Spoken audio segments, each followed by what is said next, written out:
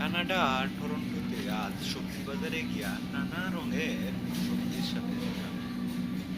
দেখতে দেখতে সেখানে আমি পেঁয়াজের টুকরি অর্থাৎ পেঁয়াজের ডোকা বা পেঁয়াজের যেটাকে বলা হয়েছে তার সাথে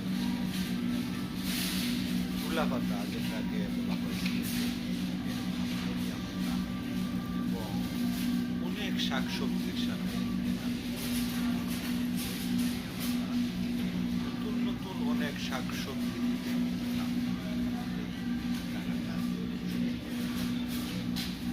সবগুলো সবজি টাটকা সতেজ ফ্রোজেন করা, তবে মনে হচ্ছে যে এগুলো খেতে সুস্বাদু লাগবে। এই সবজিগুলো দেখলেই খেতে মন চায়।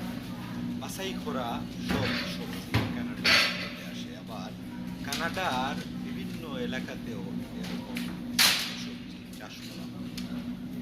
এই টাটকা সবজিগুলো খেতে খুব স্বাদ দাদা। পুঁই শাকও পাওয়া গেল সেখানে।